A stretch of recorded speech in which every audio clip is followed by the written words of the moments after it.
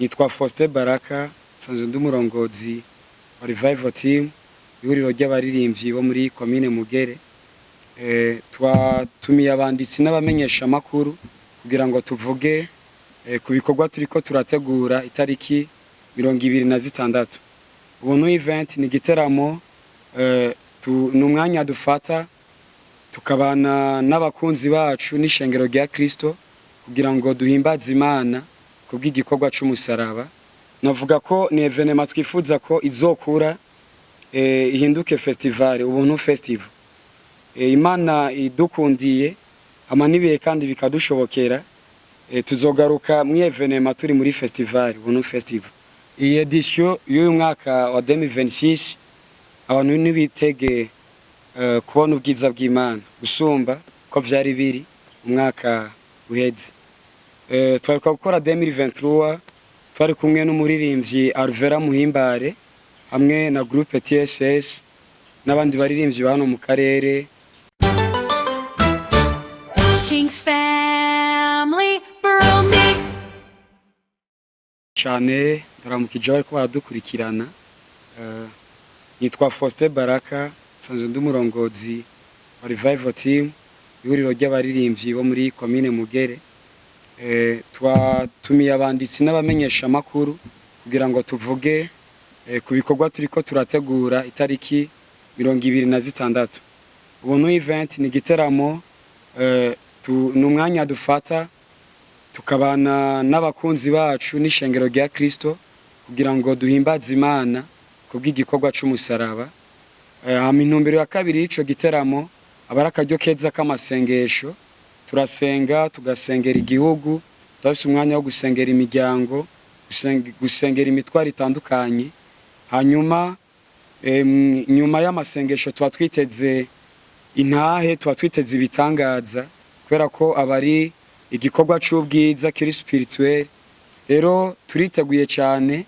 Itariki 26 uyu mwaka azori edition igira gatatu, tubahaye ikaze kugira ngo muzobane natwe muri ivyo bikorwa. Tuzo turi kumwe n'abandi baririmbyi twatumiye kandi vy'ukuri bizoba bimeze neza. Tuzo turi kumwe n'abakozi b'Imana bashyizwe amavuta, aba apotre, aba pasteri n'abavuga butumwa impande zose. Urumva ko ari ibintu bimeze neza. Hama ibindi navyo abantu bo kwitega muri evenement. Twebwe dusanzwe turi abanditsi b'indirimbo, ni groupe irimwo abaririmbyi batandukanye. Tuzokoresha indirimbo ziwacu umwanya munini, ibice 80%, kandi tuzokoresha n'indirimbo z'abaririmbyi ba hano muri commune Mugere, kubera ko iyi groupe ni groupe y'ihuriro ry'abaririmbyi bo muri no commune. Rero tuzokoresha cyane indirimbo za hano mu karere. Rero turahaye ikaze abarundi abari hano mu gisagara ca Bujumbura n'abari mu micungararo, abo bishoboka ko bashika azoze babane natwe muri bino bikorwa. Murakoze. Turabashimiye kandi turabakengurukiye. Twe turi ngaha nk'umugwi Revival Family, Revival Team. Iki gikorwa turagikunda cyane kubera ko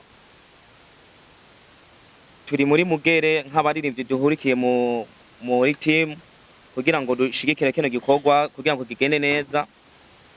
Kandi iyi evenement izo ari evenement idasanzwe kubera ko dushaka ko abantu bose bazoza bitabire kino gikorwa kugira ngo kigende neza.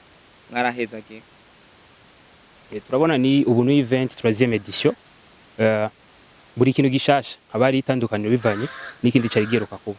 Iyi 3e edition izo bitandukaniye he izindi edition zageze irahaba. Iyi edition y'uyu mwaka wa 2026 abantu nibitege kubona ubwiza bw'Imana gusumba ko vyari biri umwaka uheze. Twari gukora 2023 twari kumwe n'umuririmbyi Alvera Muhimbare hamwe na groupe TSS n'abandi baririmbyi bano mu karere. Hariho mugwi Joyful Worship Team, groupe ya Mamaza, Dani Worship Justin Maisha, nibo twari turi kumwe ico gihe. Cyukuri vyari bimeze neza. Rero uyu mwaka murabona ko uyu mwaka twahinduye, tuba turi kumwe n'umugwi Kingdom Fragrance hamwe na Pastor Niyukuri Esperance. Tuba turi kumwe kandi Pastor Macedwane Hamadani azoba arimwo kandi twari kumwe ubushize ni umuririmbyi yitwa Fernand Mukanda hamwe n'umugwi Full Worship Team wo muri Shalom Temple.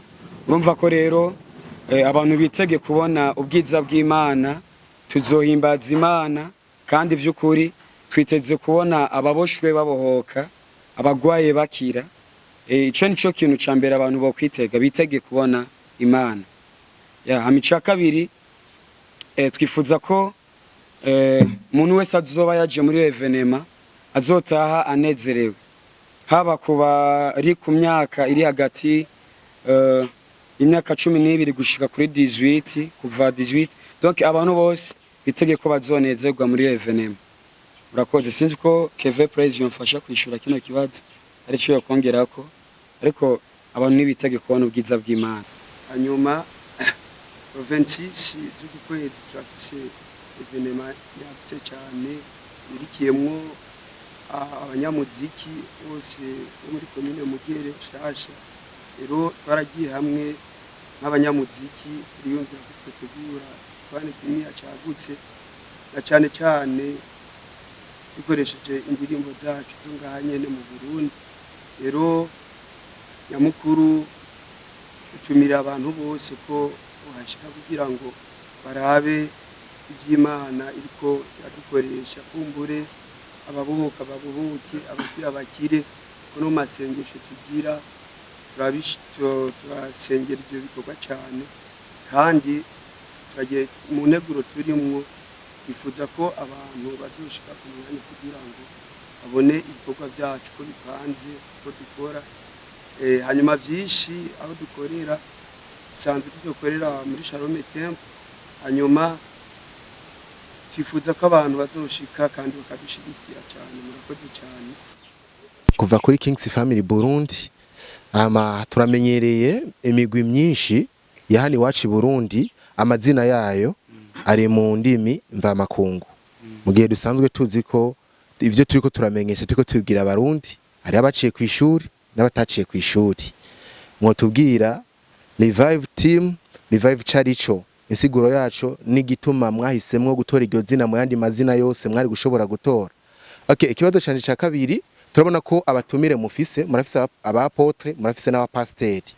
Ico gikorwa gitunganije kumara imisi ngahe? Mbega bo bose bariteguye kubwira ubutumwa abantu bazobitabira, ko tuzi ko abapasteri tashe kimwe n'abaririmbyi wo bakurakuranya mbwa abapasteri sinzi ukuntu bitegekanijwe kugira ngo confusion kumbure zire mu bantu uyu nuriya kugira ngo bigende neza. Ikibazo ca nyuma nandangiza, kubera iki mu yandi mashengero yose, kubera iki Shalom, kubera iki kubera muri Shalom mutagiye mu yandi ma eglise mugahitamwo Shalom? Yoba ariyo yaboroheye mu yandi ma eglise cyane? Murakoze. Mu Kirundi revival ni kangura. Rero ico novuga impamvu twahisemo gukorera mu Nyabugete muri eglise Shalom Temple. Iyi evenema novuga ko ni evenema twifuza ko izokura ihinduke festival, ubuntu festival. Imana idukundiye amanibiye kandi bikadushobokera, tuzogaruka mu evenema turi muri festival, ubuntu festival. Rero eglise Shalom Temple ni eglise yagutse, kubera ko turi muri commune Mugere, niyo eglise twabonye ko abavuye muri Nord, abavuye Côte Sud, ni eglise donc byoroshe ko tuwahurira twese. Hanyuma ikindi gihe twifuza ko tuzoba turi muri tere yagutse usumba Shalom Temple. Rero turashima Imana kubwa Revera nyakubahwa Revera Pasteur Vincent Nimbona yashoboye kudushigikira muri bino bikorwa, akaturonsa ikibanza kugira ngo tuhategurire iyo evenema. N'ubushize niho twari twakoreye, ariko twifuza ko ino evenema abantu nibagumane natwe, abakunzi bacu badusengere, badufata ukuboko. Twifuza ko ikindi gihe tuza turi kuri tere yagutse.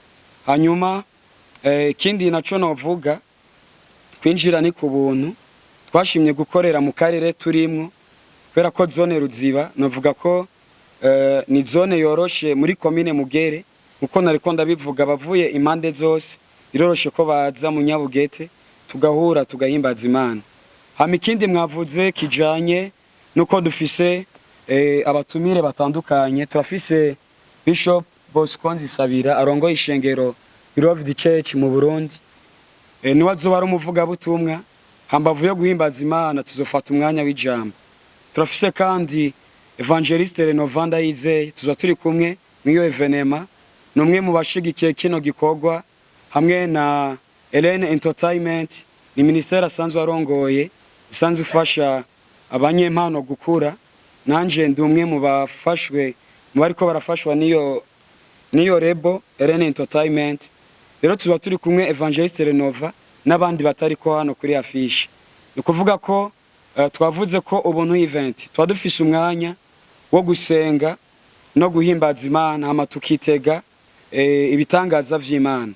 Rero abakozi b'Imana turi kumwe, abapastori bazo bari kumwe natwe, intumwa z'Imana zizoba ziri kumwe natwe, n'abavugishwa bazodufasha muri uwo mwanya w'amasengesho, kubera ko tuzosengera igihugu, dusengera imitwaro, dusengera ishengero rya Kristo, hambavu y'uwo mwanya wo guhimbaza. Murakoze. Mana nziza, turagushimiye ko ivyo twasavye vyose wabidukoreye, ekudukora n'ibirenge ivyo twasavye. Tugirira neza uko bukeye uko bwije. Ico tukwingingira nuko abarundi n'abarundi kazi bazobona message izigire impact kugira ngo bashobore kuza kuri iyi evenema ubuntu event, kugira ngo baza ari benshi babohoke, abatarakizwa bakizwe kubwiye evenema. Hezagira bariko barayitegura, ubahamagara meza no kubagirira neza mu vyabo vyose, cyane cyane n'umujanye n'ivy'uburyo. Ibisigaye vyose ubiduhera ubuntu bwawe n'imbabazi zawe, ni mwizina rya Gera. Amen. Amen.